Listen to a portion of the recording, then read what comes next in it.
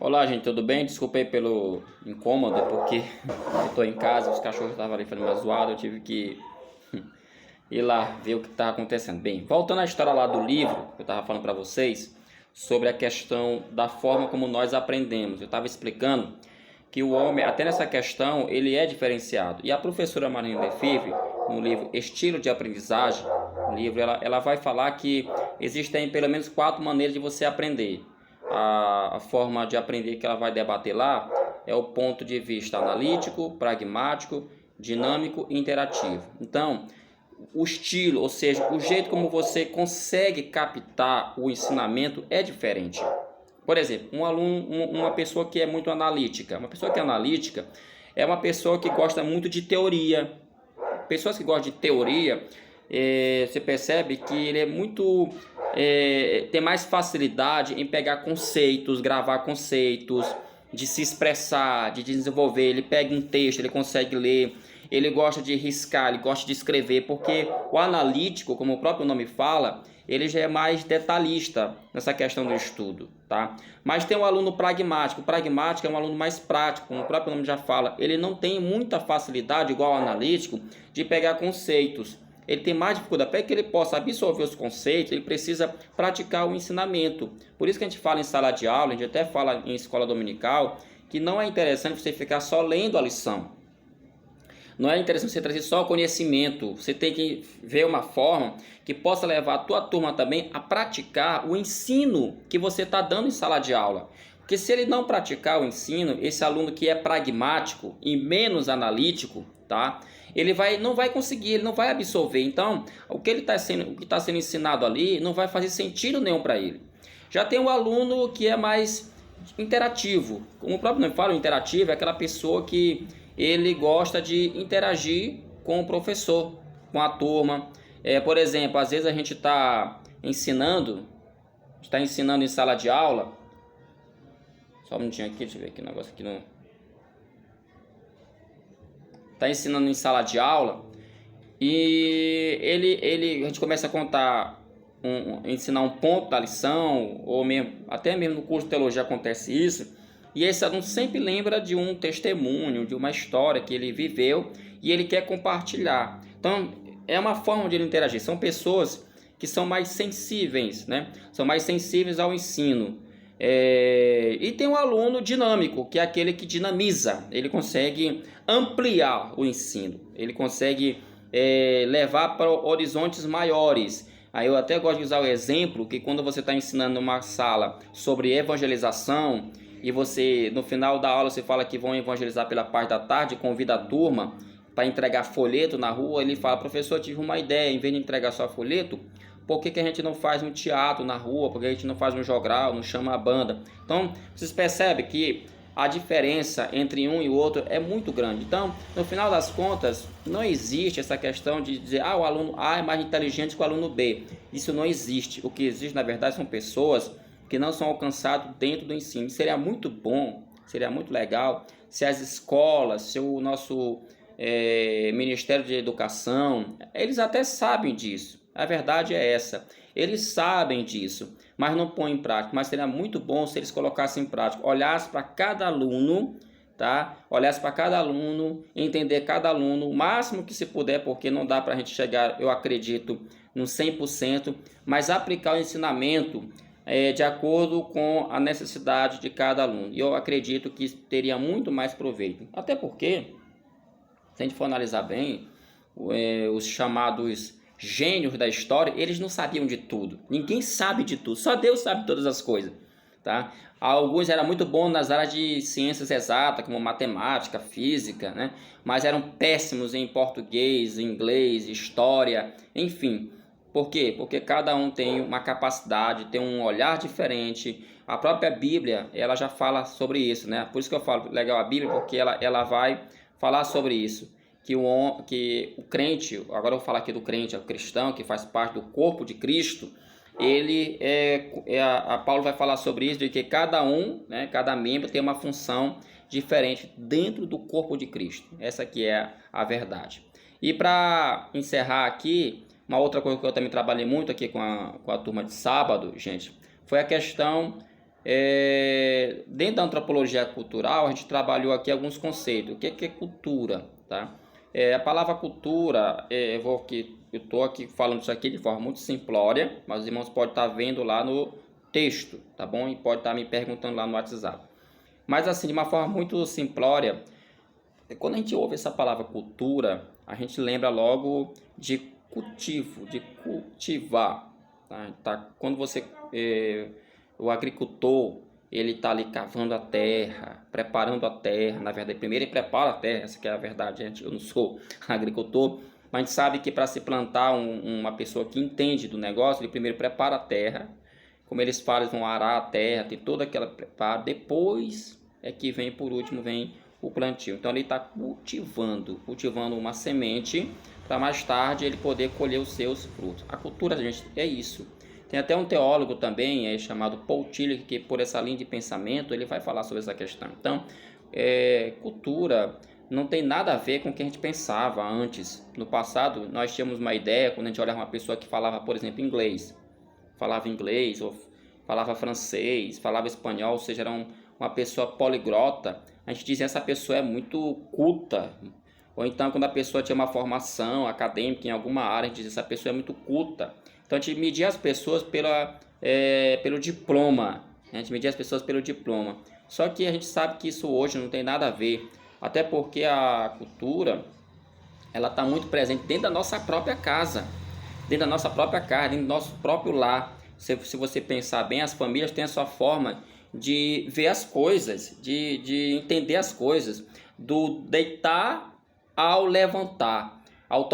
No tomar café, na forma como almoça, na forma como se reúne para jantar, nas comemorações. Então, cada família tem uma particularidade diferente, vocês têm uma cultura diferente. Eu sempre gosto de citar o exemplo a questão das refeições, né? Às vezes tem casas, tem lugares que as pessoas se reúnem todos em volta à mesa para comer, e ninguém come separado um do outro. Mas tem casa que a cultura é bem diferente, cada um pega o seu prato e vai comer. Uns comem dentro do quarto, uns comem na sala assistindo televisão, outros comem na mesa da cozinha. Enfim, no final das contas, a gente observa que cada um tem uma forma diferente de ver essas coisas. Então isso é cultura. Então o homem, ele é um ser extremamente cultural. A gente sabe disso.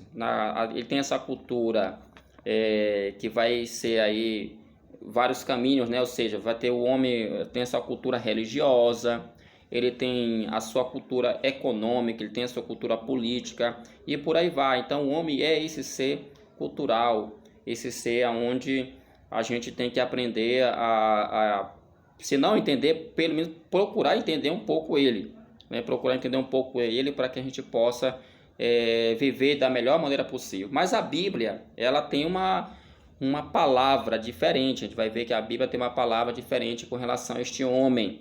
Claramente ela vai falar que esse homem, ele foi criado à imagem e semelhança de Deus, mas ele pecou. Ou seja, para a Bíblia o homem é um ser pecador, ele caiu, ou seja, ele está distante de Deus. Vocês costumam pregar sobre isso. E esse homem precisa ser recuperado. E ele precisa fazer parte agora de uma outra cultura, não da cultura que essa cultura que eu estou colocando aqui para vocês é uma cultura secular, uma cultura mundana, uma cultura deste mundo. Ele precisa, e não me entendam mal, quando eu falo cultura mundana, não estou usando a palavra mundana no sentido pejorativo. Eu estou trabalhando o termo no sentido de mundo mesmo, porque nós somos pessoas de carne e osso e nós vivemos dentro de uma sociedade onde essa sociedade claramente ela tem elementos culturais mundanos, ou seja, nós trabalhamos, nós estudamos, nós temos relacionamentos sociais e, como eu digo, a igreja, por mais que ela seja voltada a Cristo, mas ela não está morando na lua. Eu sempre digo isso para meus alunos, ela está morando aqui na terra. Outra coisa também, nós como seres culturais desse mundo, eu falei isso na aula passada, tá? Que isso bem que define a diferença para mim, na minha opinião. Uma das coisas que define claramente assim, que vai romper com os outros seres vivos, no caso os animais. Apesar que tem gente que não concorda, né? Tem gente que até acha que quando os animais morrem, eles têm um céu para eles. mas a gente sabe que são seres biológicos, né? São seres que, por mais que eles apresentem um carinho, uma atenção pelo seu dono, isso não significa dizer que eles têm a mesma relação cultural que nós temos. Por exemplo, você não vai ver nunca um grupo de cachorro, de macacos, ou seja lá o animal que for, discutindo política, discutindo sobre educação, discutindo sobre economia. Eles simplesmente agem pelo seu instinto biológico. O homem não, ele discute política, ele faz política, né? O homem discute economia, ele faz economia. Então por quê? Porque ele é diferente. Se a gente for analisar bem, alguns até fazem poemas, fazem textos em que os animais são até mais felizes, porque eles não ficam criando essas engrenagens sociais, né, para dificultar. Eles simplesmente vivem da maneira como é para se viver. O homem não, ele de fato, ele é muito diferente, porque ele vai criando situações que vão cada vez mais deixando mais complexo a vida. Tem um filme bem antigo, eu estava analisando sobre isso, o nome desse filme, ele é antigo, muito antigo mesmo, o nome do filme é Os Deuses Devem Estar Loucos, e fala de uma tribo. Eu achei interessante esse filme, porque nessa tribo lá, eu não lembro agora o nome da tribo, faz muito tempo, era menino, mas eu lembro que passava muito na sessão da tarde esse filme, deve estar disponível aí no YouTube, em algum lugar aí. Enfim, e essa tribo era muito primitiva, essa tribo lá, acho que na África, eu creio que na região da África, muito primitiva. E um dos chefes lá da tribo lá, eu lembro que um dia, eles eram muito felizes, tinham uma vida normal, não tinha no meio da mata, aquela coisa mesmo bem primitiva. E um dia ele achou uma garrafa de Coca-Cola, né? Achou uma garrafa de Coca-Cola e ele ficou impressionado com aquela garrafa. Ele nunca tinha olhado uma garrafa de Coca-Cola e começou a pensar que aquela garrafa os deuses tinham mandado para ele. A ideia do filme passa isso, interessante, né? Que os deuses tinham mandado essa garrafa de Coca-Cola para eles. E ele levou para a tribo e todo mundo ficou assim, tem alguns que ficaram com medo, olhando aquele vidro, que eles não tinham ideia que era um vidro, como é que aquilo foi feito, como é que ele é transparente, como é que ele é duro, né? Um material duro, mas ele é transparente. E o tempo foi passando e eles foram achando uma razão para ter aquela garrafa, ou seja, uma função para a garrafa. Tem gente que usou a garrafa, por exemplo, para tocar. Ele começou a soprar na boca da garrafa de Coca-Cola e percebeu que saía um som. Então teve uns que entenderam que a garrafa tinha esse poder de fazer música. Outros usaram a garrafa para amassar, né? Amassar um tipo de massa, tá? Rolar. Outros, enfim, cada um foi achando uma funcionalidade para aquela garrafa. No final das contas, com o passar do tempo, só existia uma garrafa. E isso é até engraçado isso. Eles não estavam mais se entendendo. Antes da garrafa, eles viviam em uma harmonia total. Uma harmonia total. Depois da garrafa, eles começaram a brigar entre si, porque todo mundo queria usar a garrafa ao mesmo tempo. Ou seja, a paz, a harmonia, a tranquilidade, ela tinha ido por água abaixo por causa de uma garrafa de Coca-Cola. O filme é bem interessante, ele vai rodar bem legal. Então, irmão, para você ver como essa questão do homem como ser cultural, isso é complexo. Eu estou batendo nessa técnica, é muito complexo, né?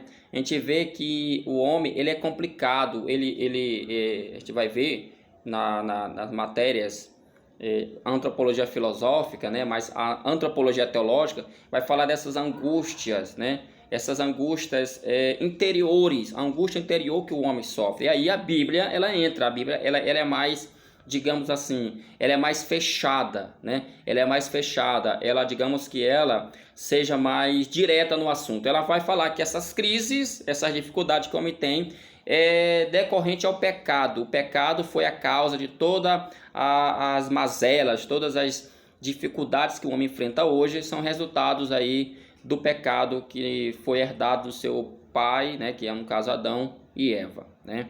Então, nós falamos sobre isso na aula passada, sobre isso, falamos também sobre a aculturação, né?